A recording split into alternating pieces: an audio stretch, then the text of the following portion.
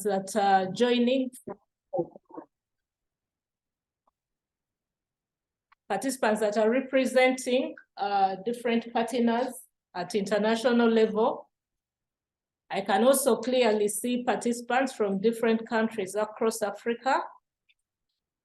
We are also seeing participants within Uganda, from Ministry of Health, from different ministries, departments, and agencies. We can see participants from the faith-based organizations across the country. We can also see members of parliament joining this webinar, and a number of civil society organizations are represented. You all recall that in 2012, we participated in the London Summit on Family Planning.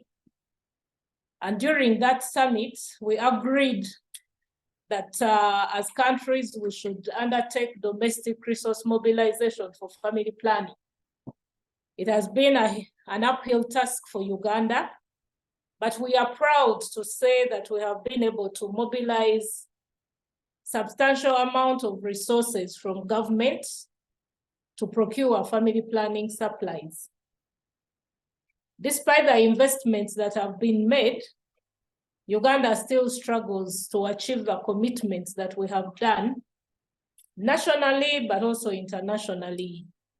We still register a low contraceptive prevalence rate and a very high unmet need for family planning, which is unacceptable in this era if the country is to harness the demographic dividend, but also if the country is to achieve the overall development aspirations. So this webinar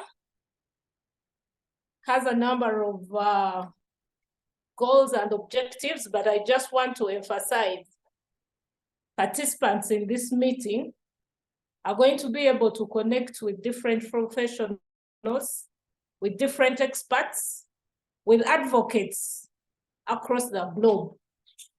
And we shall be able to share insights into the crucial role of accountability in ensuring consistent access to family planning supplies.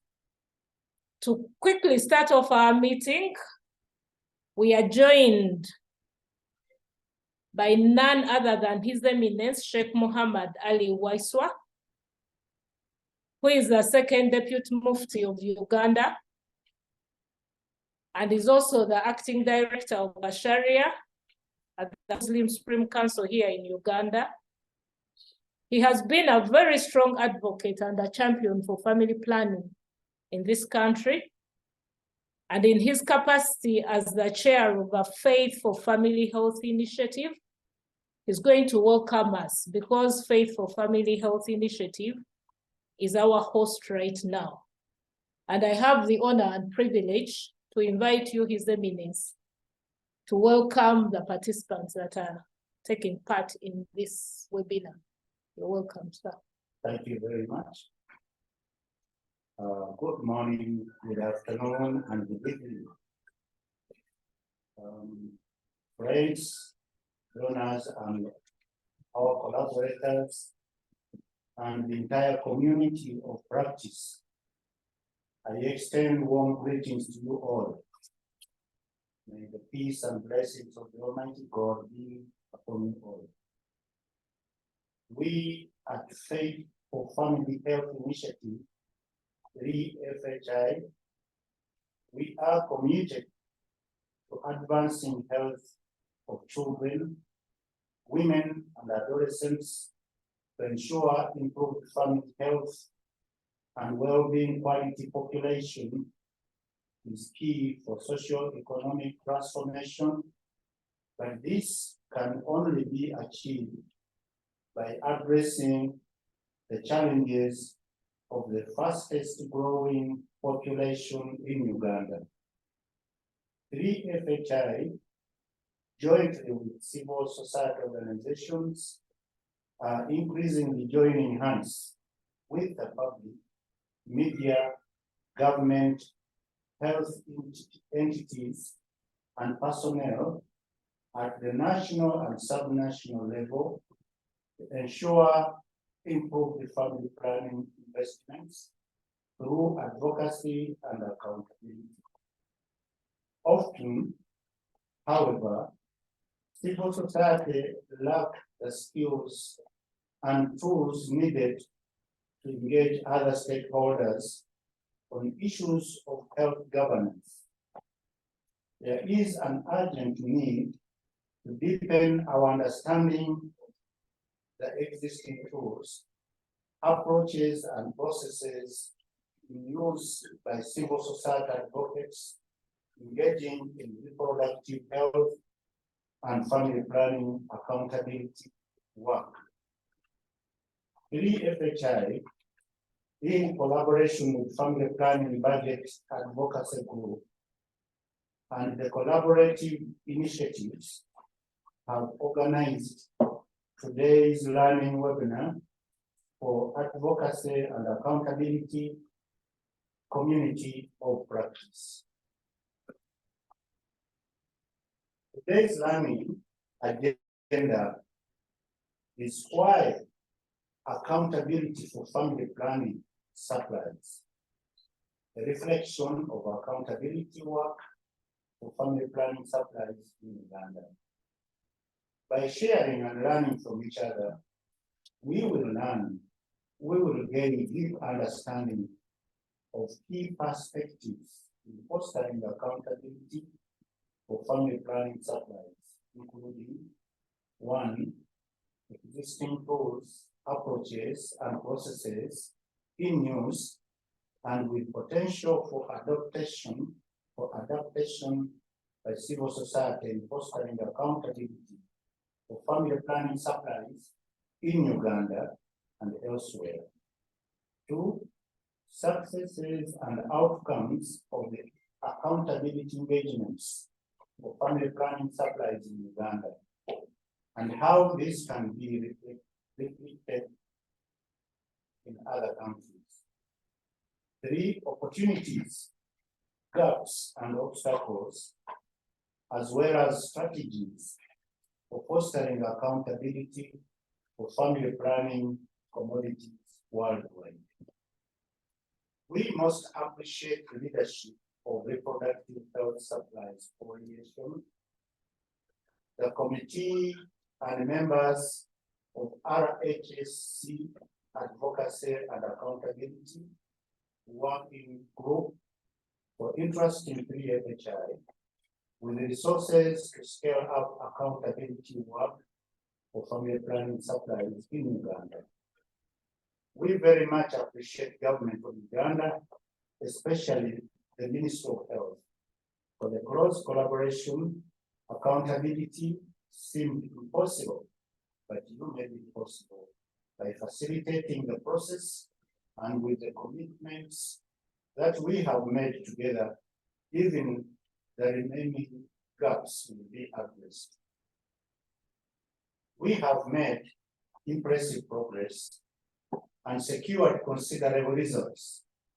We have piloted an accountability model for family planning supplies that can be applied and replicated to scale in other contexts and countries.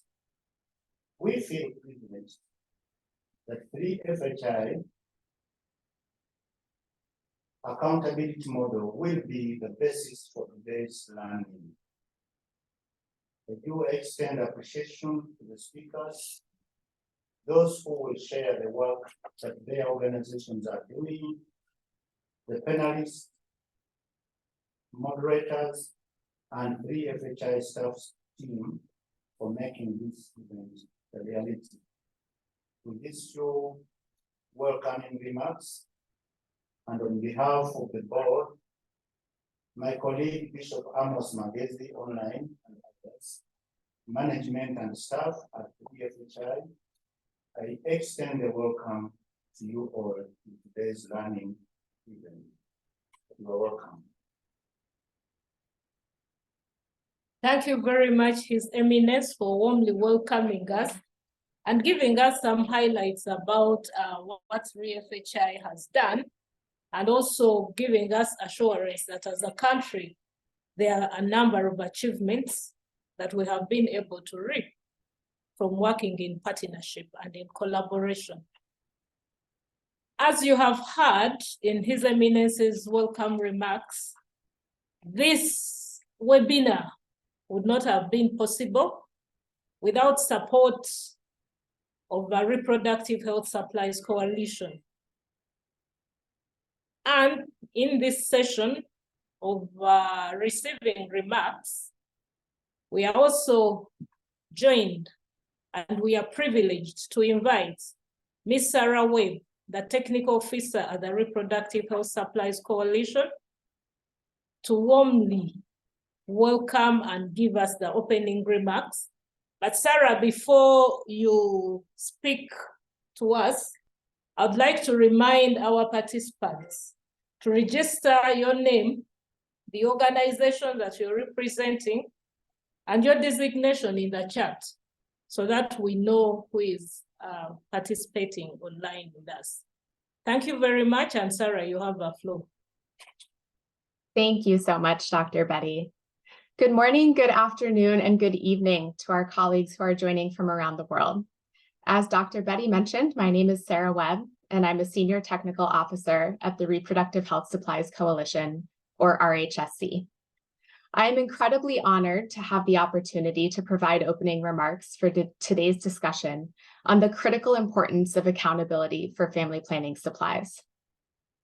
First and foremost, I would like to thank our hosts, the Faith for Family Health Initiative, or 3FHI, as well as the many colleagues from HEPS, 3FHI, the Nguru Youth Network, the Uganda Ministry of Health, and many others who have come together to share their experiences and learning today.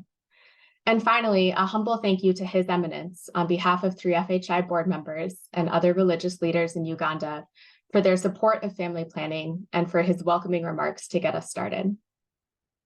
For those of you who aren't familiar with the coalition, we are a global partnership comprised of over 560 member organizations that represent a variety of public, private, and non-governmental organizations. As the world's largest network of reproductive health supplies organizations, RHSC focuses on ensuring that all people in low and middle income countries can access and use affordable, high-quality supplies in order to achieve their reproductive health goals. Our strategy to achieve this vision is grounded in 4 pillars: availability, quality, equity, and choice. And to achieve each of these pillars, RHSC and our partner organizations leverage a variety of advocacy and accountability approaches. To do this, RHSC's Advocacy and Accountability Working Group focuses on linking global and country-level advocacy, particularly around issues of policy, finance, and programs, in order to create an enabling environment needed to scale up equitable access to a wide range of affordable, high-quality reproductive health commodities. In addition to driving forward accountability activities to ensure that policy, financing, and programming commitments are acted upon, the Advocacy and Accountability Working Group, comprised of a wide range of member organizations, comes together to collectively identify advocacy needs, deploy accountability tactics, and overcome barriers that stand in the way of access to quality reproductive health supplies around the world. The criticality of advocacy in advancing global access to family planning and quality family planning commodities and supplies has been well documented. Advocates have played a pivotal role in global, national, and subnational efforts to accelerate access to family planning supplies through coordinated efforts to improve policies, enhance budget allocations, and bring conversations around family planning access to the fore. Advocacy, however, is most impactful when it's also supplemented with accountability, so much so that we typically refer to advocacy and accountability efforts hand in hand, advocacy and accountability. So what is the difference? Generally, advocacy refers to efforts that are aimed at creating some type of change or commitment. For example, advocacy efforts may result in a policy change, enabling the introduction of a new contraceptive product, or perhaps a policy change that includes greater financing for family planning supplies within a national budget. Advocacy is often focused on the lever of change. Accountability, however, takes these steps one step further, aiming to ensure that the policy change or the budget commitment is actually acted upon. Accountability requires tracking the outcomes of advocacy efforts and determining whether they happen, and if so, whether they result in the anticipated change or impact. Accountability, therefore, would track whether that policy change, like introducing a new family planning method or product, actually went into effect. And if so, did it create the environment necessary to enable the introduction and the scale up of that method? Did the budget commitments for greater financing for reproductive health supplies end up being allocated? And if so, did those allocations go to family planning supplies as they were intended to? In many contexts, particularly at the national or the subnational level, accountability can be tricky. It requires ongoing monitoring, an understanding of the data, and an ability to use that data to adapt, to make adjustments, or to pivot approaches when necessary. And it requires a nuanced ability to carefully maintain relationships among a variety of stakeholders, to navigate political landscapes, and to liaise among stakeholders who may have conflicting priorities despite sharing a common vision. Accountability efforts create a promise to ensure that commitments for family planning financing are not just made, but also met. And as such, accountability is featured as a high impact practice for family planning, one that accelerates access to quality family planning supplies, while also ensuring that the needs of the client are both centered and responded to. But it's not easy. And while there are many examples of lessons learned in utilizing accountability approaches, there is no one-size-fits-all, and the best accountability efforts will be ones that are designed by and for the communities that they serve. It is well recognized that civil society organizations like 3FHI play a critical role in paving the path towards accountability, often acting as a neutral broker to facilitate and liaise difficult conversations or competing priorities. As different efforts and approaches around accountability for family planning supplies are piloted, they contribute to a growing evidence base around what works and how accountability efforts can be adapted and utilized in different contexts. And today, we will all have the chance to learn firsthand from one such effort. Last year, RHSC's Advocacy and Accountability Working Group launched an initiative focused on domestic resource mobilization and engagement, with the goal of partnering with member organizations to increase financial allocations and expenditures by national governments in support of reproductive health commodity security. This initiative focuses on leveraging local networks of advocates and communities to coordinate with governments to mobilize financing and track budget allocations, releases, and expenditures. Through this initiative, RHSC and the Advocacy and Accountability Working Group have the incredible opportunity to partner with 3FHI to increase the availability of domestic resources for family planning supplies in Uganda. 12 months ago, 3FHI launched the Track It project to advance domestic resource mobilization and accountability for family planning supplies through collaborative efforts among different partners and local organizations. Through this partnership, 3FHI is focused on 4 unique outcomes, all of which are aimed at improving accountability for family planning supplies in Uganda. First, 3FHI is focused on increasing the use of local data, both for accountability and to guide and enhance decision-making. Second, 3FHI is supporting local champions by ensuring that they have the skills, tools, and resources needed to advance accountability for family planning commodity financing.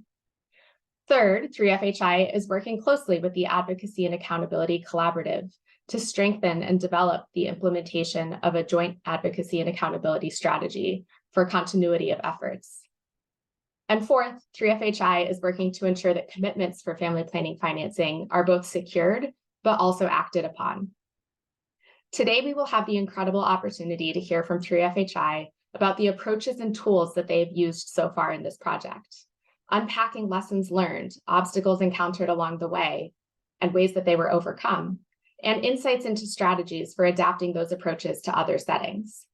We will also hear from local partners and advocates, members of government, members of the media, about their experiences in collaborating with 3FHI to improve accountability for financing of family planning supplies within Uganda. RHSC is also very excited to continue these conversations around the diversification of financing, mobilization of domestic resources, and new opportunities to strengthen accountability for reproductive health supplies at our upcoming general membership meeting in Accra this October. For those who are interested in attending, you can visit our website to learn more and to register. I'll put the link in the chat in a moment. And we look forward to learning more from 3FHI, as well as other RHSC partners who are focused on accountability for financing of reproductive health supplies in what promises to be an engaging and action-packed conversation. With that in mind, I'm excited to hand it back to Dr. Betty to bring us to the third session of today, where we will have the opportunity to explore different case studies and reflections on accountability work in Uganda. Thank you again to Jackie and the entire 3FHI team for bringing us together today, to all of the attendees who are on the line, and for the opportunity to provide these opening remarks. Back to you, Betty.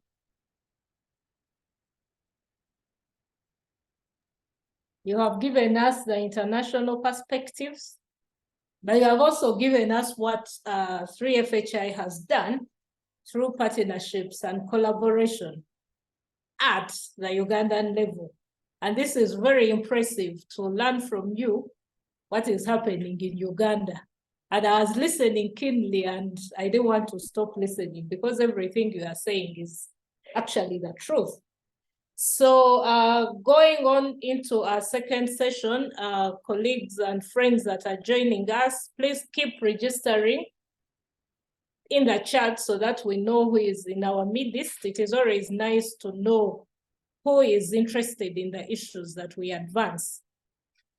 When Sarah was speaking, she actually told us what the Track It project has been able to do, emphasizing that it has been a collaborative, evidence-based joint collaborative strategy. The work has been undertaken with government, with civil society at both national and subnational levels. There's been building capacity of civil society organization to drive the accountability mechanism through mentoring, through coaching, so that we have a pool of different organizations that drive this agenda so that we achieve the government commitments for family planning, which is very paramount for improving the family planning program in Uganda. So the second session is going to tell us the story through case studies, and it is going to wrap up footsteps from what has been done, where has what has been done, who has been part of the journey that has been taking place over the past 1+ years, why has what has been done been able to be done, and therefore to take us through the case studies, we have 3 distinguished speakers. Our first case study is going to be presented by Ms. Joanne Kilande. Joanne is a health policy program manager at HEPS Uganda. The second case study will be given to us by our host, Ms. Jackie Katana, who is the executive director of Faith for Family Health Initiative. And the last is going to come from a young person, a youth, Mr. Arafat Kabugo, who is a program manager from Naguru Youth Network. So in that order, I will invite Joanne. Please share your case study. And because of time, I'll not call immediately after Joanne. Jackie, you'll come on. And Arafat, you'll wrap it up with the case studies. And because we have lost a bit of time, I will request that instead of the 7 minutes that we had thought we would give you, could you please, each one of you, speak for between 5 and 6 minutes? Thank you. And Joanne, please, you have the floor.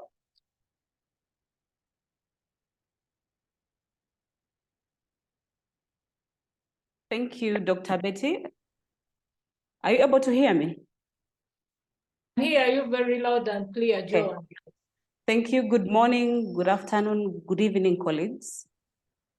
This is Joanne Kilande. I work with the Coalition for Health Promotion and Social Development.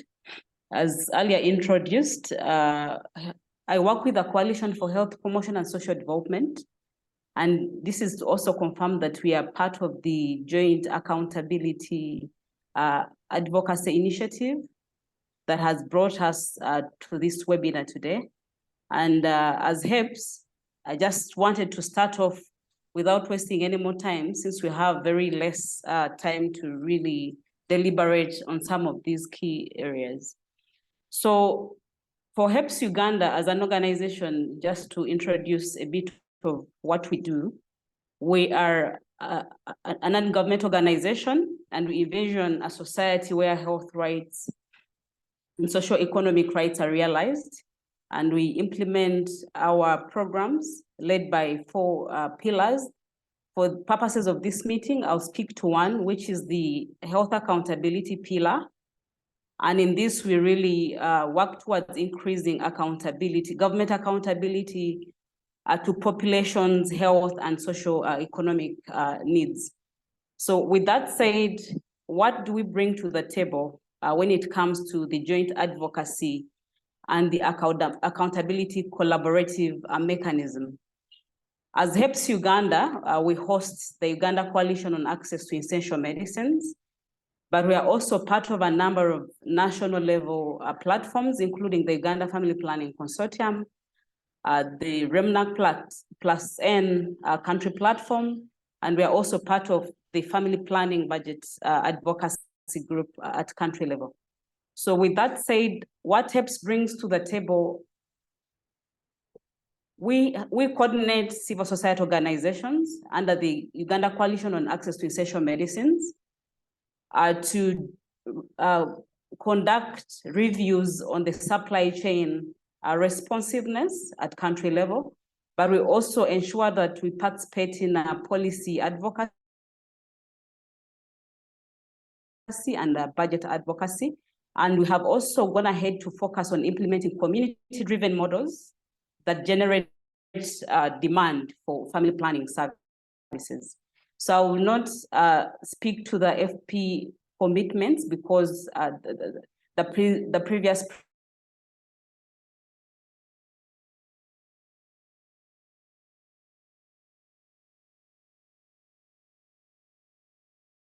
presenters have already given us a background of where we have been conducting supply chain responsiveness checks, and this has been done at a subnational level and also national level.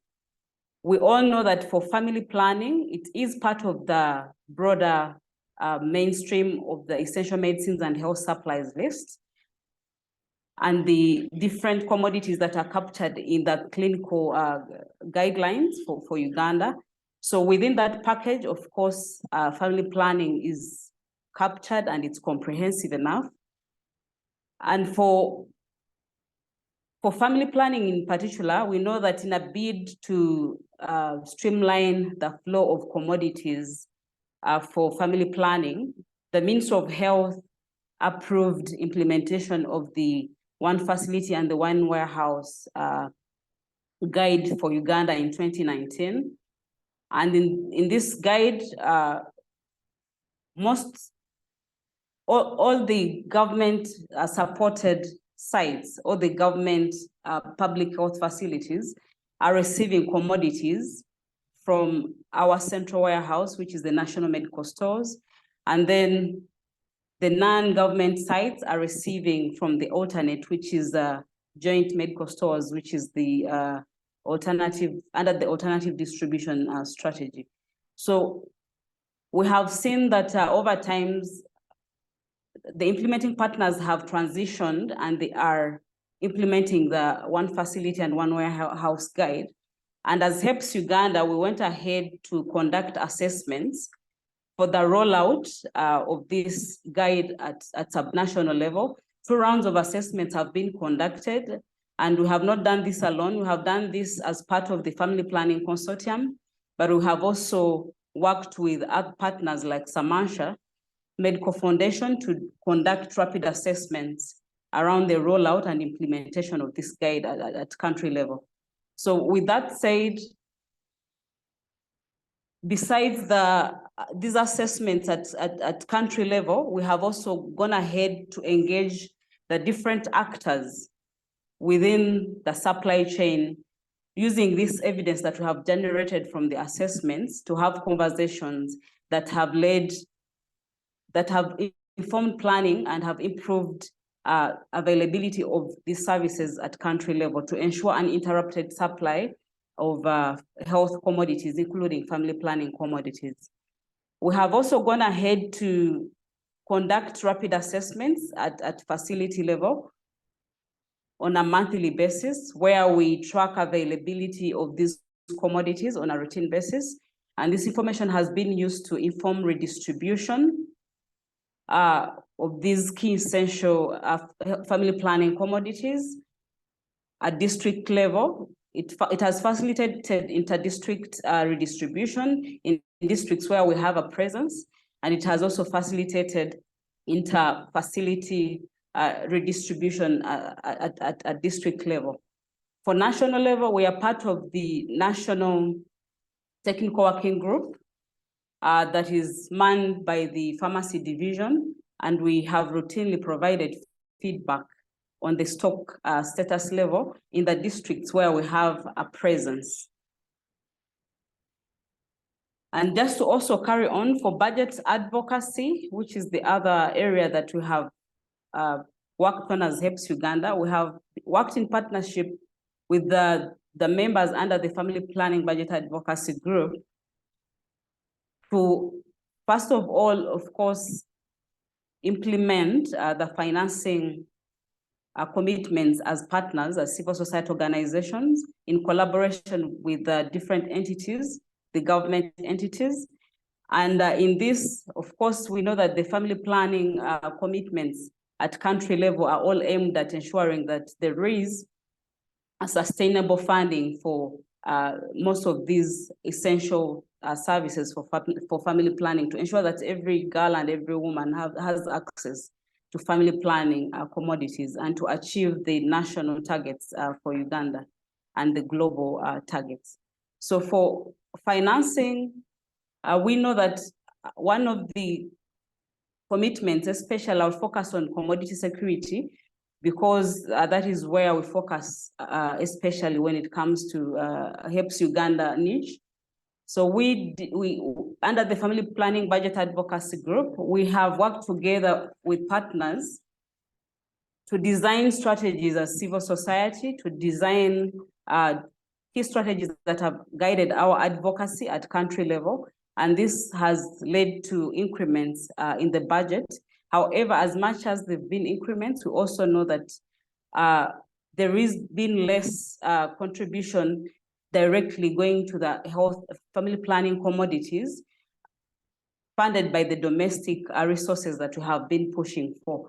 And even with the advocacy efforts that we have done to ring-fence funds towards family planning commodities, we also realized that this directive that went to national medical stores to ring-fence 25% of the reproductive health budget towards family planning commodities for procurement, warehousing, and distribution, this has also not been done. And really this affects and interrupts service delivery and also availability of these essential family planning commodities. And for policy reviews, we have coordinated civil society to make input to the essential medicines and health supplies list, and also the Uganda clinical guidelines. We all are aware that the reviews have come to an end as we speak, and we are waiting to receive the final documents from Ministry of Health. But in the process of review, we led the civil society under the Coalition on Access to Essential Medicines to make input to these two documents. And a number of commodities that were not in the essential medicines list have been included, and there have been adjustments in the clinical guidelines. We are happy to share what exactly was submitted to Ministry of Health through the consultancy firm that contacted us as civil society to make input to these very core documents. And then finally, we also have implemented the community-driven models. Specifically, we have used the community scorecard, which is a social accountability approach.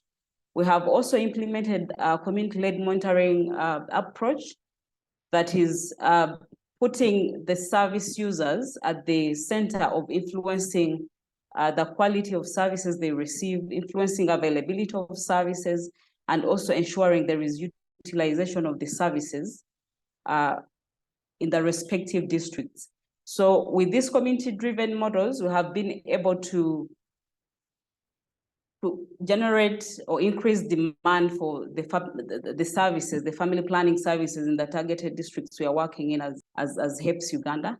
Again, at subnational level, we have also used the advanced family planning approach to ensure that the districts appreciate the need to invest in family planning. And we have done a modeling that shows the near-term and future-term benefits of investing in family planning. And these, of course, have also led to development of guiding documents like the district cost-led implementation plans that have been blueprints or reference documents that have been used by the districts to plan and really implement family planning programs across the country. And in effort to all this is also to increase financing for family planning, even at subnational level, by ensuring that local governments also invest in family planning directly. Thank you very much. I can elaborate further on any of the aspects that have not come out clearly. Thank you. Over to you, moderator. Thank you very much, Joanne. You have been very comprehensive in your submission. Allow me now to invite Ms. Jackie Katana. She's our host this morning or afternoon or evening. So Jackie, you have a floor.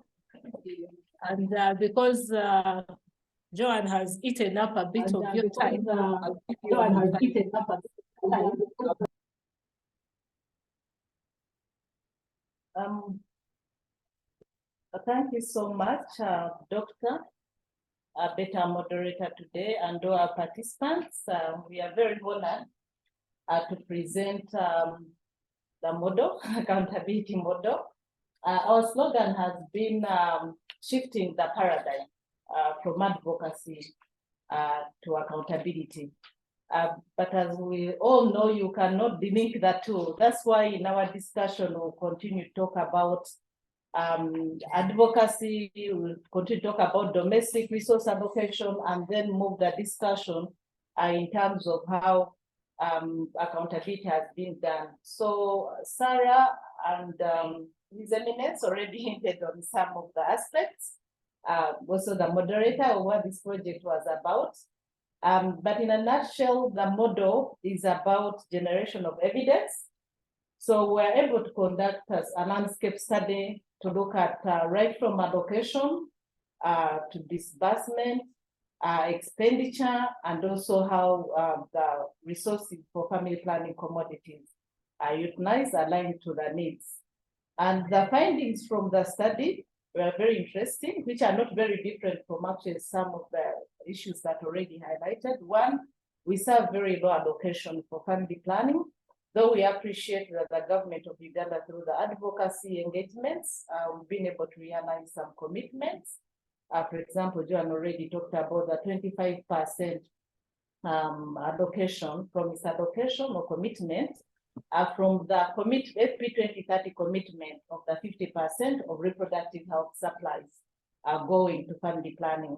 Right now, the biggest percentage, almost everything that is allocated through national medical stores goes to reproductive health supplies and mainly mama kits and others. So family planning right now is best prioritized. So that's why we are now talking about more allocation, but also accountability. We are able, so the study was able to discover that some of the disbursements they delay from the Treasury to national medical stores, and some come when they are not fully aligned. And that was again a key issue, which we feel that we already engaged. And Dr. Sarah Diachika, Commissioner, Planning, Policy and Finance, who is with us, is going to elaborate more on the milestones and what the ministry has already done, ensuring that these commitments are made. And then when it gets to, again, expenditure, we realize that when it gets procurement of commodities, some commodities long-term versus some method mix is also affected because you find that most of the funds are allocated to some methods, and if the need, for example, is high demand for long-term. So in terms of utilization, in terms of being able to make sure that the resources which are disbursed, they are spent again on the needs that are lying where the needs are, for us to be able to address issues of unmet need, make sure that the CPR data and all those aspects are addressed. So from the study, again, we're able to engage. We had a dialogue with the decision makers. So I would say it was multi-sectoral because we had religious leaders, cultural leaders, we had civil society, we had FBOs, we had different heads of departments from different line ministries, and we were able to come up with a number of commitments to see how we are going to address some of those issues. And some of, again, the issues that were realized from the study, which we are still engaging, is the ability to access all the data. From the ministry, it was easier to access the data, but from national medical stores, we could not access all the data that we needed to be able to engage. But this commitment has been well-aligned, like the last dialogue that we had in May, joint medical stores, national medical stores committed that they will also continue to work with the Minister of Health to ensure that this data is available.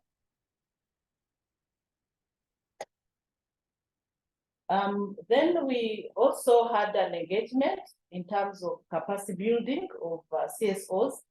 As Joan said, we have very good capacity as a country when it gets to advocacy because we all went through the advanced family planning advocacy tool. But we realized that we had a number of, I would call them marginalized, but growing CSOs, the youth, the HIV positive, the disability, all those groups that were also involved in accountability, but were not engaged in the groups that Joan mentioned, the CS-BAG, the Family Planning Budget Advocacy Group, all those ones, we felt that we need to bring them on board because we wanted to come up with a collaborative where all these platforms, all these coalitions, they are speaking one voice on accountability. So we had mentorship done, and that's why Joan was saying they are part of the joint advocacy and accountability initiative or strategy. And HEPS was able to come in and train and build capacity on social accountability, the tools she mentioned. And then the Good Youth Network was able to come in also to support and use the budget tracking tools. Samasha was able to train the CSOs on the motion tracker. Actually, motion tracker is our key tool as a country that is for accountability. They couldn't join us on the panel, but they're online. So we've worked closely with different advocacy and accountability groups to bring together all those tools and resources and be able to build a capacity of CSOs. And then finally, we've been able to come up with a joint advocacy and accountability collaborative. And we come up with a strategy where all the issues that I highlighted are being tracked, and we are putting resources because as you can see, they will require continuous accountability since we are shifting the agenda. And most of us now we are looking at how else can we engage right from sub-national community, just like Joan said, and driving it up to the national level. So this strategy is the one that is going to guide us. And we appreciate all our partners, RHSC. I've seen those who started the journey with us in advocacy, PI, Andrew. And then we have the partner, USID, Civil Society Strengthening Activity Fund. The Chief of Party is also with us. They're also continuously building our capacity to make sure that we strengthen into accountability at RHSC among the many partners that we are working with. Thank you. Thank you very much, Jackie, for taking us through the journey that 3FHI has been walking in partnership and in collaboration with other partners across the country. It is exciting to see that these collaborations are much easier and can give us good results. So, ladies and gentlemen, colleagues online, the last case study, as I said, is coming from a young person, a youthful young man, Arafat Kabugo. And Arafat, you're welcome to share your case study. I do realize that a number of us have registered, some have not. Can we have all of you register so that we know who has joined this webinar? Those who have, please, you're very, very most welcome, and continue registering in the chat. And also, please share your questions in the chat, because when we come to the Q&A, we shall just be requesting the presenters to respond to the questions. Thank you, and Arafat, over to you. Right, thank you, Dr. Betty. Like you introduced, my name is Arafat Kabgo. I work with Nakuru Youth Health Network as a programs manager. And as I continue, I'll request that I turn off my video to maximize connectivity.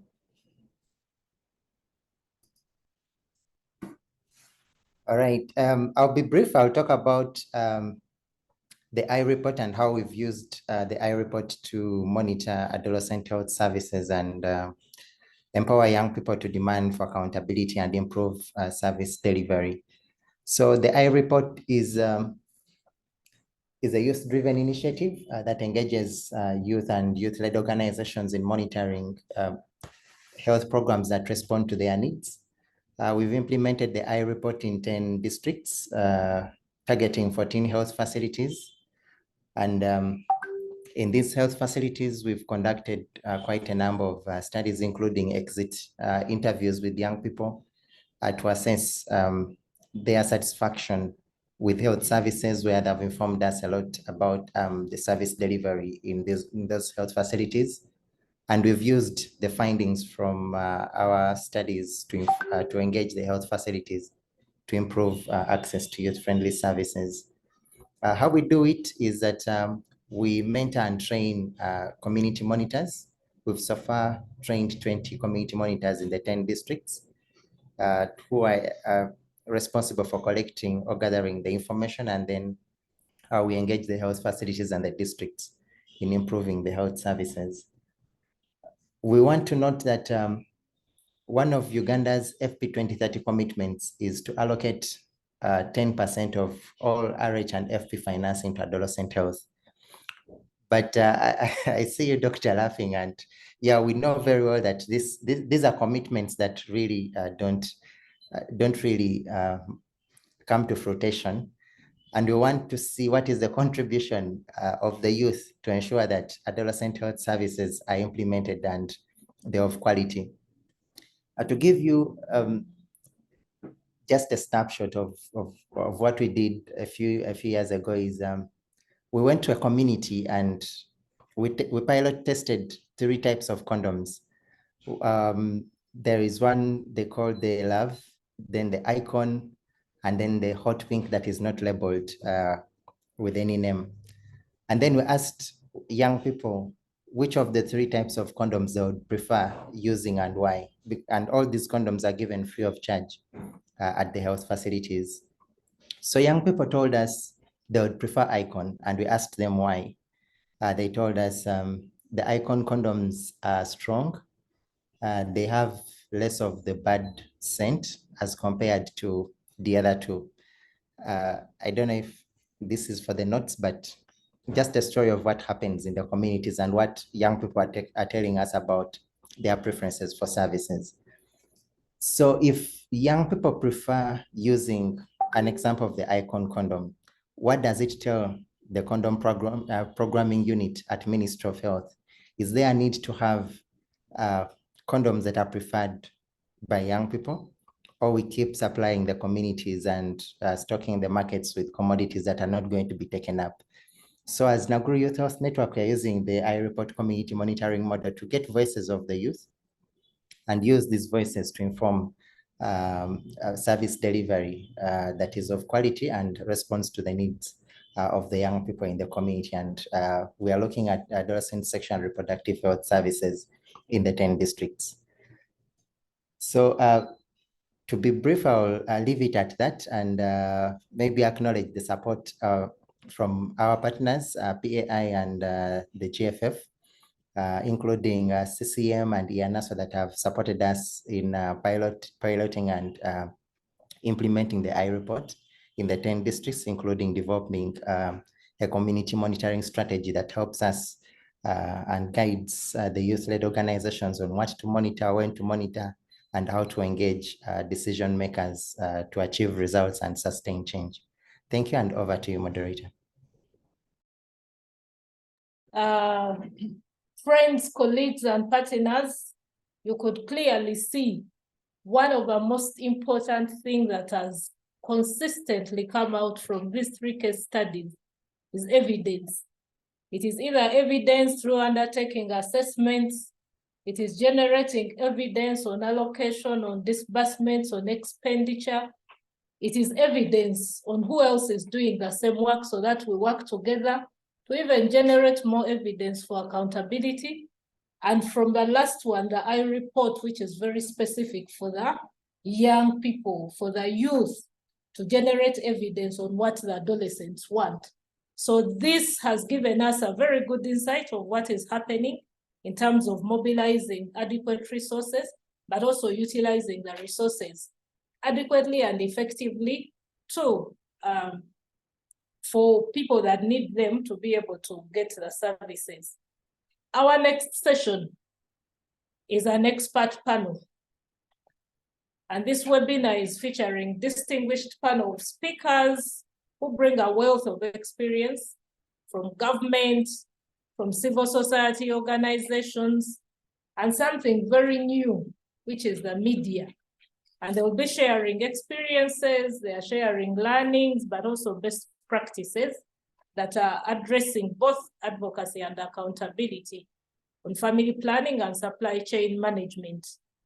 Without any further ado, allow me invite, and we are very privileged to have in our midst the Director Curative Services at the Ministry of Health, Dr. Charles Olaro, who has been very, very supportive in this family planning agenda, but the overall reproductive, maternal, newborn, and child health agenda. And Dr. Olaro, we want you to just give us a snapshot as a government executive, what are the main challenges affecting the reproductive health and family planning supplies landscape in this country? So over to you, Director.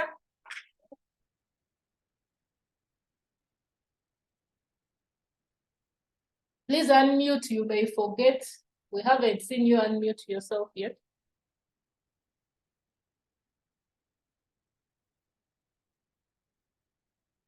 Dr. Olaro, your microphone is still muted.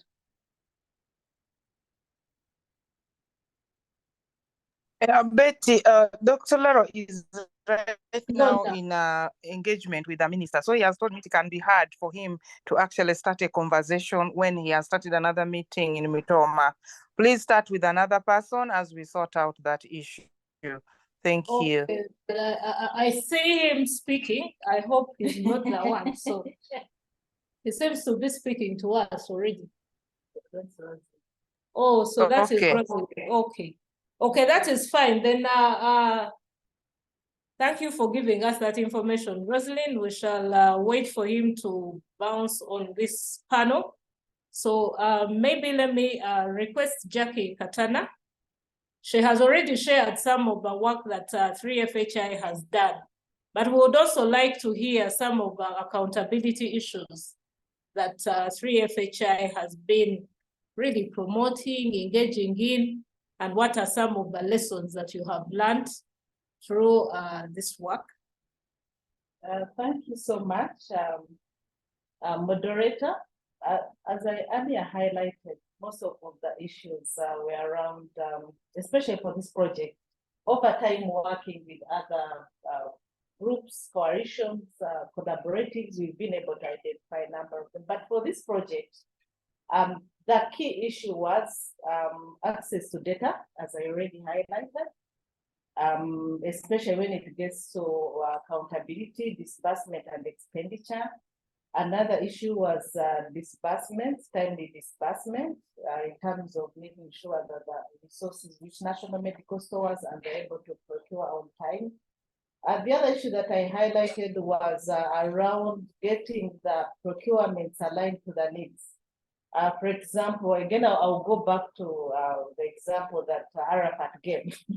What are the needs? What are the needs from the communities that really need? People need long-term methods.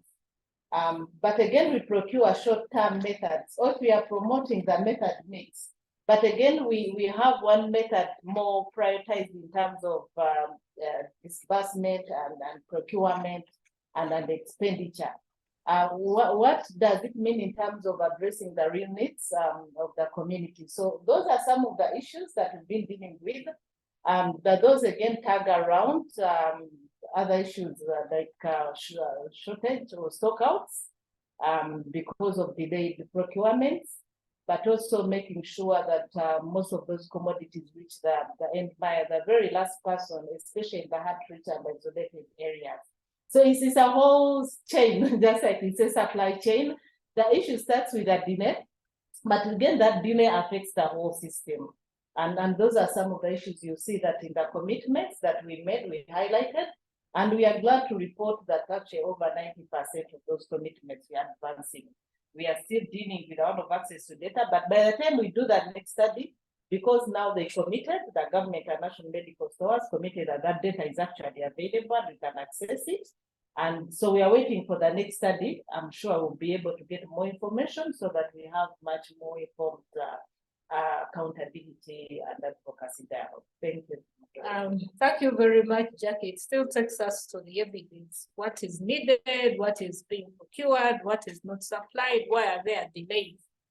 So, Mr. Arafat, you're back on the panel, although you've given us a very good case study, which Jackie is also making reference to. But on the panel, I would like you to just let us know, in view of some of these challenges that Jackie has highlighted, do you think it is still worth for us to engage in accountability conversation in this country? And if we do, what is the role of youth in ensuring that this accountability is scaled up, but also brings the fruits that we want to see? Arafat, over to you. Yes, thank you, Dr. Betty. I'll start off from where you leave it. Is it important for the youth to inform or to engage in accountability? Yes, it is. From the general perspective, the CSOs, the role of the CSOs is to empower and represent the voices of the communities. And if as CSOs, we don't hold this role at heart, then we are leaving our communities and the most vulnerable people behind. So in representing or bringing the voices of the communities to the decision makers, we are responsible for empowering these communities to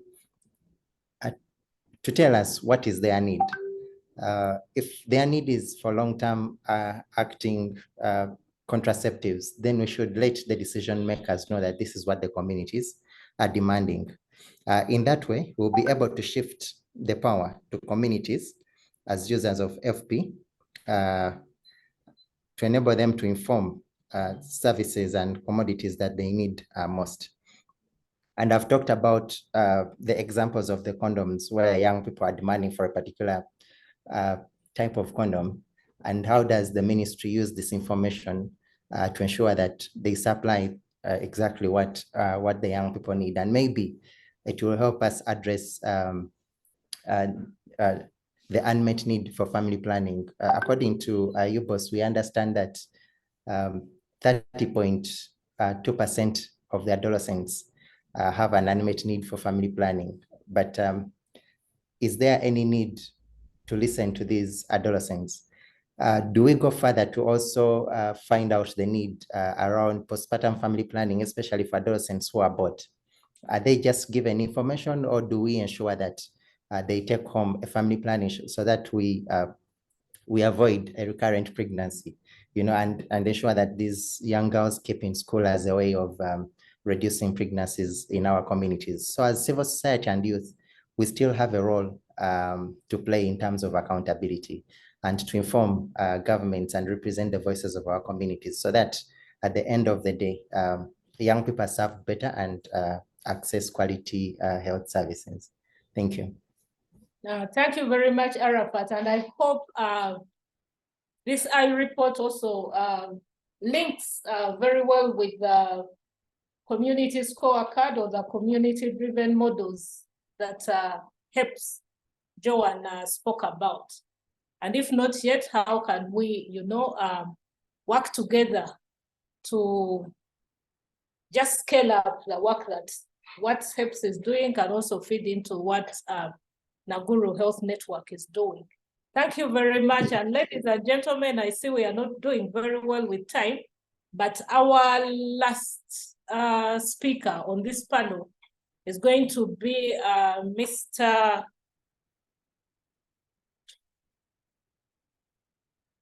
Andrew Chamagero.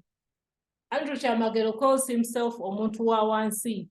He's a renowned TV presenter and is very, very passionate about issues of health, family planning and development, and works very, very closely with the Ministry of Health and all the other organizations and partners that promote health in this country. So Andrew, we know that media has been a very powerful tool on sharing information, but we want you to enumerate some of the practical actions that the media has adopted to drive accountability agenda specifically for family planning in this country. Thank you so much, Dr. Betty. Just to confirm, I have, do I have 5 minutes or 6 minutes? You have 5 minutes, Andrew. Okay, thank you so much. Just to start with, I think there is quite a lot we've done as media just to get on board. I, for one, being that I'm part of the civil society organization and NGOs of NGOs and CSOs that follow the family planning and reproductive health, it gives us quite a lot of information. But the accountability agenda in reproductive health and family planning, it has been through a symphony of strategies, if I can put it that way, the media channels that have rallied together to foster a world or a country where every individual's reproductive rights are honored and every family planning journey is supported. So I try to put a couple of down of those different strategies. We have harmonized as a pivotal cause to propelling the change we need in the family planning conversation. One is empowering dialogues. So media platforms have orchestrated riveting conversations, spotlighting real stories of empowerment, documentaries, talk shows, and podcasts that are changing the narrative or sending it further to break the silence and foster a culture where individuals unabashedly embrace their reproductive choices. Then being part of the inclusive narrative. As media, we have had diverse voices harmonizing through the media, promoting inclusivity in the reproductive discourse, spotlighting stories that varied backgrounds, media channels, cultivating an environment where every person's journey and needs are validated. And we have done this through impactful visuals, vibrant visuals, the likes of billboards, though in Uganda, in the recent past, we've seen that the conversation on billboards and outdoor advertisement about family planning has seemed to go down. Maybe the ministry will share what could be the reason behind there. But of course, using and urging action and investment in resources to ensure safe and equitable family planning has been quite so much on the agenda. And we have used a lot of celebrity advocacy, icons from the entertainment, the sports championing the cause, leveraging on our influence status, it has helped to thrust the reproductive health into the limelight. Celebrities partnering with media campaigns channels their influence to ignite conversations that matter. In another way, we have used data-backed journalism. So in-depth investigative journalism has led to a gravitas to the accountability agenda through fact-based reporting, media unmasking the gaps in the supply chains, underscoring the urgency for transparency and efficiency in delivering productive health resources. We have equally organized much more of virtual gatherings. Like for my organization of Omontua 1C, we have what we call the Man Cave, an innovative way of engaging urban and elite men and boys. This way, we have been in position to connect with more stakeholders globally, uniting them under the banner of accountability. Now, these events have blocked collaborative strategies, pooling resources and ideas for stronger family initiatives. And social media pricing, if you've noticed in the recent past, the digital realm is ablaze with hashtags that illuminate the path towards responsible reproductive health. Social media campaigns have harnessed the power of the likes, shares, and retweets. Now we call them re-X's because it changed just recently. And this has touched quite very many entities, and the private entities have actually gotten on board making commitments to the reproductive health agenda. Then we have storytelling through art. To those of you who have taken time every Thursday to pass by the National Theatre, you realize that their films and theatre productions artistically intertwined within the tapestry of family planning, transcending the cultural barriers through emotional narratives. These artistic endeavors touching hearts and minds as a way of nurturing empathy and understanding. Maybe last but not least, we have seen the policy awareness campaign. From the media where I come from, we have galvanized heavily grassroots movements, steering communities to demand responsive policies, radio drama kits, radio jingles, TV spots, social media campaign from those kind of landscapes, all of them inciting action, fostering a ripple effect that surges through the legislative corridors. And a couple of honorables are here to be the very witnesses to this agenda. So in a nutshell, comrades, in the vibrant landscape where media and reproductive health intertwine, it has been so much of a symphony of narratives crescendo into an unstoppable force, and each media action has formed a much more of a brushstroke on the canvas of the progress. We are forging a way where accountability in reproductive health and family planning stands as unwavering pillar of hope, because we believe that through that and only through that, we're in position to aggregate, curate the stories that come from the ground, and they're amplified on the national media platforms that the policymakers and the powers that be can make the changes that are suggested by the people at the bottom of the pyramid, or change the different approaches here and there, as earlier on alluded to by Comrade Arafat from Nagulu. Thank you. Thank you very much, Andrew. And yes, you bring the different perspectives on how media can influence policy and decision makers to take action.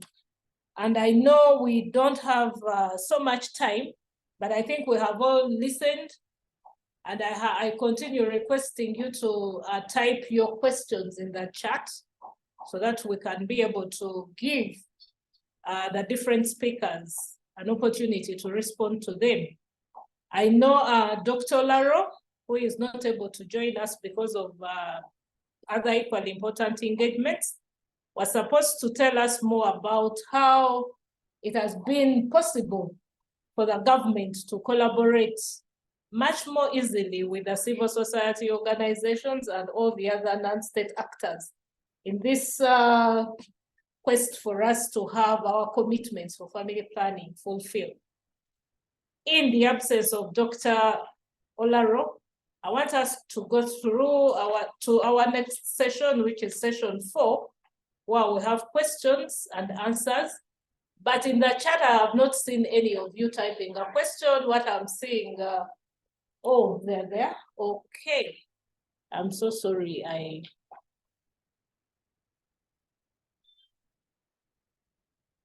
And as we wait for me to pick the questions, I'll invite again Jackie to give us her final take on this discussion. Jackie, you have the floor. Thank you so much, moderator and all our participants. This is more of a way forward. We are talking about this collaboration, which has worked so well. Uganda, we've gone beyond. So this is my advocacy issue.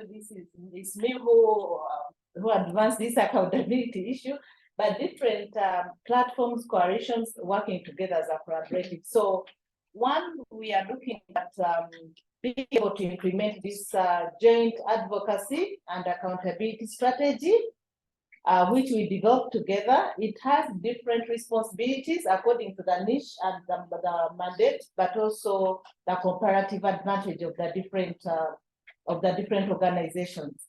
Dr. Betty, you talked about the tools. How do they link to each other? So we are going to work together, and this is even beyond the four that we mentioned: Samasha, motion tracker, the I-report, the community-led, the scorecards. But also there are many other CSOs that have also been able to use and develop different tools. So we are going to see how we can harmonize them as we continue to advance accountability. And we are also going to continue to raise resources to make sure that we have updated evidence, so that all the time we don't have to be going to get bits and bits from Dr. Riachika and others, but we have consolidated and we have updated information. And again, resource mobilization to make sure that we continue to advance the accountability agenda. Strengthen collaboration with even other ministries and MDS. And you ask why, how have we made it possible? For sure, I would say, who knew that we could have someone who is actually responsible for what we are discussing, the Commissioner for Financing, Planning and Policy, with us to affirm what we are saying. So we've worked very well, and that's why we've been able to achieve over 90% of the commitments just within 12 months. We are in 12 months, the project is 15 months, but we can be said we've achieved over 90% of the commitments that we have made. Thank you. Thank you very much, Jackie. And the few questions that I have, which are only two, one is really looking at the secrecy and silence, why women hide contraceptive use, and what are we doing and how are we handling such situations where husbands are violating the rights of their spouses to access family planning. And in terms of accountability, where is the room for this? Then the second question is, how are we reaching out to the girls and women with disabilities in family planning? And I think this is a very good question, because the Joint Advocacy Collaborative has taken care of the ladies and girls with disabilities.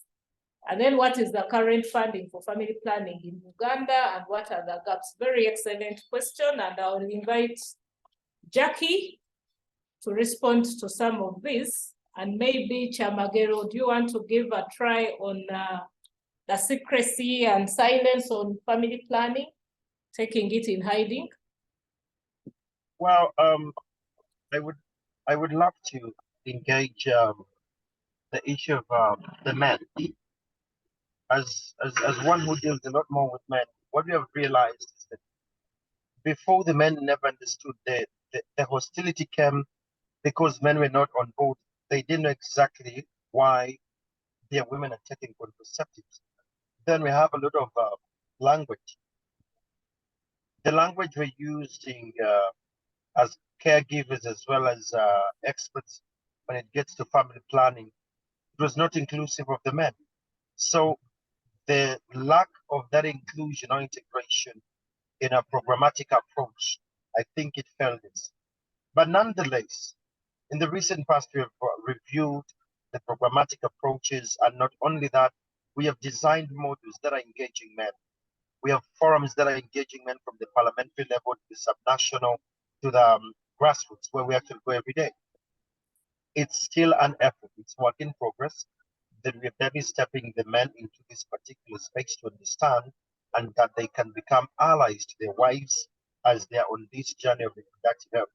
But not only that, equally nurturing the boys, that we get them when they're still young and we train them into this particular narrative that they are companions and they should support the wife.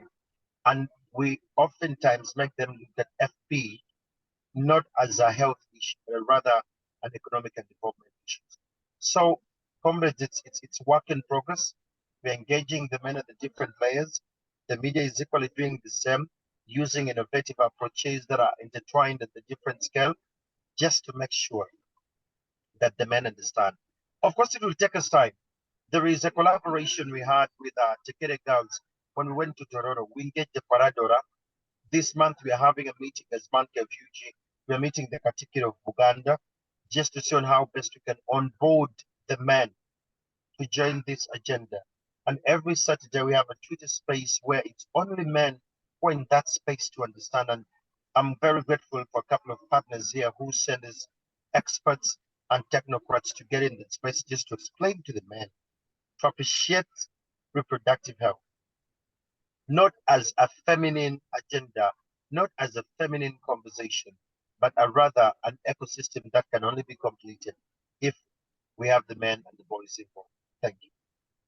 Thank you very much, Amagero. And just also to mention that as a country, the Ministry of Gender, Labour and Social Development also put in place a strategy for engaging males, not only in health, but in the overall development paradigm. And also specifically for sexual reproductive health, different districts established what we call male action groups to support women in accessing sexual reproductive health services. Thank you, and Jackie will respond to the other 3 questions. Very briefly, because we already have a commissioner to wind up and close this meeting. Thank you so much. Just to add on Chamagero's contribution, Faith for Family Health Initiative works mainly with religious, interfaith religious leaders, who fortunately most of them are male. And so we have quite a number of FP champions. To date, we've trained over 200. We've trained over 100 in 11 districts under the USAID Uganda Family Planning activity, but also where we've been previously in Mikiana and other districts, and also the national. That's why we have the Deputy Mufti here and many others as champions. So we are creating a pool of male champions who actually are listened to and are very influential architects. Only that, again, is according to the different faith approaches under which is aligned. Regarding working with a disability organization, yes, when I talked about the collaborative building the capacity of CSOs, that was actually the reason, because the ones that are presenting here and the many others under different groups are already converted. But we brought on board those growing CSOs, and we have one called Twaweza as part of the collaborative under the CSO network, which actually brings together all those, and also the deaf and the deaf and all those. But we've not gone ahead because we are in accountability and advocacy for financing in this project. But in other areas, we are looking about how do they access information. Then in terms of the funding gap, according to the study identified the funding gap is $18,955,475 US as the funding gap for family planning commodities. But Dr. Biachita is going to expound more on some of those figures. Thank you so much. Thank you very much, those who have sent in your questions, and I hope you have received the responses. Allow me, ladies and gentlemen, to appreciate each one of you for your active participation because you're listening. And at this juncture, we are coming to the last session, session 5, which is our closing session. And I'm very, very delighted to invite Dr. Sarah Biachika, who is the Commissioner of Planning, Finance, and Policy and the Ministry of Health to officially close this webinar and also share with us some of the next steps that are going to improve family planning financing in Uganda. So over to you, Dr. Byachika.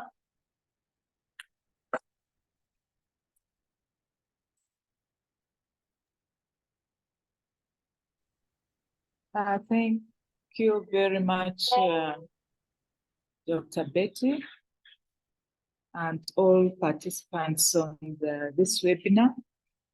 A good evening to you all. The discussions we have had have been very interesting, hearing from the different voices. So let me take this opportunity to thank all of you for attending this webinar, which is very, very interesting. I also would like to appreciate Faith for Family Health Initiatives, that is 3FHI, with support from Reproductive Health Supplies, our coalition, for organizing this important webinar on family planning, supplies, investments, and more so with a focus on the area of accountability.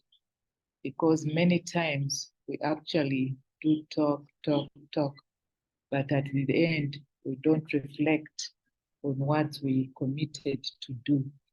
So I'm very glad that this webinar has been organized to reflect on what we committed to do and also where we are. Many times when we make commitments, they tend to be so broad, sometimes ambitious, but they help to drive the agenda. So we would really appreciate whatever we have been able to achieve. And as I was also listening in, the issue of advocacy came in very loud, came out very loud, which I really appreciated, because without advocacy, without other stakeholders speaking on behalf of the beneficiaries, our government may not act. So it's very important that we listen and then also work together to advocate for the various partners and stakeholders to ensure that we actually achieve what we set out to do collectively. So back to the area that we are talking about today, we are all aware that in Uganda, the fertility rate is actually very high, estimated at about 3%. And this translates into about 1.4, 1.5 million Ugandans being born every year, excluding the refugee population. And thus, we have a very young population, as you all know, and we don't have to talk about it. Even as you move around the streets of Kampala, as you go to the villages, you just see a young population all around. And this can be a big resource or a big a demographic dividend. However, on the other hand, if this may hinder economic growth and transformation if it is not well harnessed. So if it is not well harnessed. So in other words, interventions that will improve the quality of our young people are very critical at this point in time. And we have all heard, or we know, that family planning is an intervention that will not only foster economic development, but generally improve maternal and child health, among other benefits. And also the men, their health will be improved because they will be not spending much, they will not be having sleepless nights, they'll be having families that they can feed. So it improves the general population health, leading to a high quality human capital. In Uganda, under the current National Development Plan, population health and safety is a priority. And we have clear targets in our national development plan, specifically to reduce fertility rate from 5.4 to 4.5 by 2025. And specific activities were identified to address this. Well, I don't remember advocacy as one of them, but it is clearly coming up. And I'm sure as we develop our national development plan, one of the key interventions that needs to be prioritized for us to be able to mobilize additional resources for these critical interventions is advocacy. We also know that Uganda is a signatory to the FP 2030 commitments.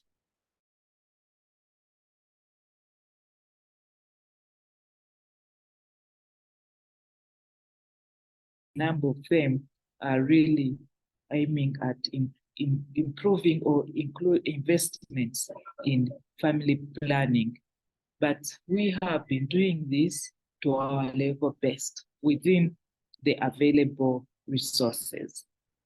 So with those efforts, we are progressively realizing improvements in some of our key indicators on family planning, such as modern contraceptive prevalence rate, fertility rate, reduction in maternal mortality, among others.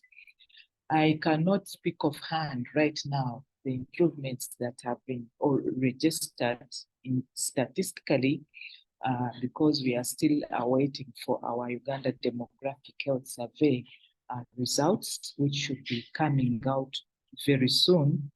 But we know that from our routine data and other surveys, the progress is really there. The UDHS will really be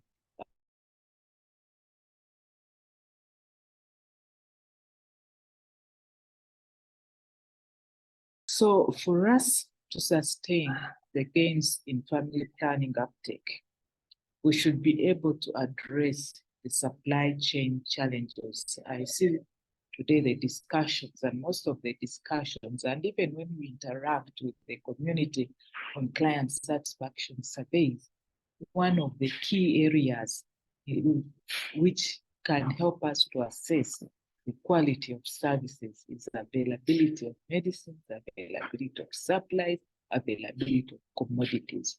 Without those in place, then all our investments go to waste.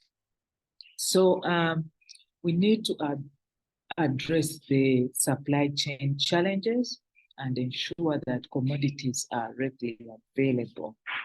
And to this effect, we have had that 3FHI with support from RHSC and other stakeholders conducted a landscape survey on allocations, disbursements, absorption, and expenditure of family planning, commodities, and supplies.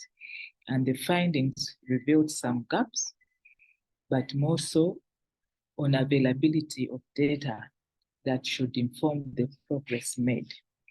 Actually, many times we are not good at documentation, we are not good at sharing information, and yet we could be doing a lot, but without sharing information to inform policy, to inform planning and resource allocation, our efforts may go to waste.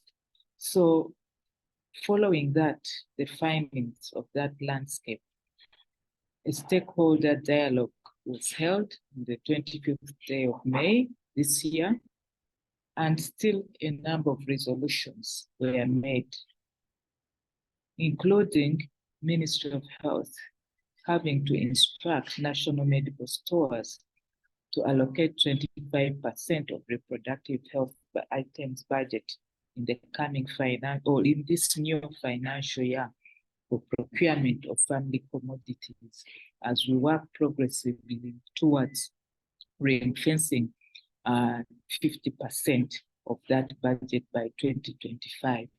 Well, some little progress has been made in that the letter was written to that effect by the PS Ministry of Health to the General Manager of National Medical Stores. But as you said, the data has not yet been analyzed or made available to actually see whether some progress has been made. The other commitment, especially towards an effort for resource mobilization, was to finalize and implement the financing strategy for family planning. And the main aim is to increase domestic resource financing for family planning that we're relying largely on external financing. In terms of progress, the strategy has been finalized, but is yet to be disseminated. And as that is going along, I'm really glad to mention that in this current financial year, new financial year, we got some budget increment towards essential medicines and health supplies from government. And of that, about 3 billion Uganda shillings or $800,000 US was allocated for procurement of family planning commodities. So this is in addition to what was already on the budget item for reproductive health commodities. And that obviously means that there has been some increase towards the 50% commitment. But now we are yet to analyze, add this $800,000 US to what had been provided. What does it take us to? The other commitment from other stakeholders was the ministries, departments, and agencies at all levels to prioritize and budget for family planning as a cross-cutting and developmental issue in their work plan. Because family planning is not only about commodities, which is the main mandate of Ministry of Health, but there are other interventions, education, counseling, and all that needs to be implemented as a broad program for government and not only Ministry of Health. So this is still an area that needs to be strengthened and tracked. On which interventions are we expecting other MDAs to implement as their contribution towards family planning? I think that needs to come out clear because to be able to assess their integration of family planning in other MDAs, it has to be clear which interventions so that the resources apportioned to implementing them can be counted on family planning. The other commitment was for Parliament of Uganda to hold the respective agencies and officials accountable to ensure that the expenditure data is made publicly available and prioritization in splitting allocations is guided. So that is still also work in progress. The development partners and CSOs are to annually track the FP budgets and expenditure as a means of evidence-based advocacy, transparency, and accountability. We know that, yes, we all need to hold each other accountable. As of now, the budget for family planning is not only Ministry of Health. Ministry of Health's contribution is on the lower side. We know it is largely driven through external financing and also advocacy through the CSOs. So all these contributions need to be tracked so that we can have this as a means of evidence-based advocacy. I know one of our tracking mechanisms is the national health accounts. And last year we endeavored to do a sub-account for RMNCH, which I expect that the family planning component is captured. So, and we plan to do another national health account survey in the near future. So this is an area that we can look through. I have not critically analyzed what the RMNCH sub accounts looked at, but obviously I know it cannot miss family planning. So that is an area that we need to actually look at and be able to publish or share that information. as a way of resource mobilization also to reduce on out-of-pocket expenditure and missed opportunities. I think through the dialogue meeting, they recommended fast tracking of the legislation of the National Health Insurance Scheme Bill as a way of improving on financing for health. That is still something that is ongoing. The bill is yet to be submitted or resubmitted to cabinet. And however, a number of stakeholder consultations have taken place, and we expect that as Parliament resumes, this should be able to go on the floor of Parliament. Partners and Ministry of Health to provide support to health facilities in work planning and budgeting so that the family planning activities are well catered for. And that is something that we are promoting by ensuring that all health facilities and local governments have comprehensive work plans.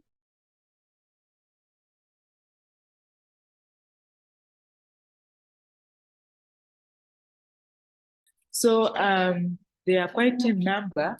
I may not finish them because of time. We have actually short time. So I would like to first of all say that as I conclude, I will call upon all stakeholders to honor the above commitments, promote accountability and disclosure of resources within the government planning and funding mechanisms to avoid wastage and duplication. There are instances where we have of budget funding, but you may not track it, you may not account it, but it goes to facilities, and at the same time, there are other stakeholders or partners, including government, funding the same activities. So we need to harmonize on that. Finally, I appreciate the role of the CSOs and faith-based organizations, and in this case, 3FHI, Family Planning, Budget and Advocacy Group, and other coalitions and collaborative initiatives, the religious leaders, development partners, and other stakeholders for ensuring that we improve the family planning indicators. We improve the population health, but as well as safety, so that we can have a quality population and socio-economic growth in our country, Uganda. So with those many words, I'd like first of all to thank you all for inviting me and also for participating in this webinar. And I take the honor and pleasure to officially declare the webinar as ended. Thank you very much. Thank you very much, Commissioner, and thank you, everyone. Although the webinar is closed, I also want to appreciate participants that have joined from Niger, from Tanzania, from Sierra Leone, from Ghana, from Kenya, from Ethiopia, from Botswana, Rwanda, the Belgium, and also the USA. Thank you, everyone.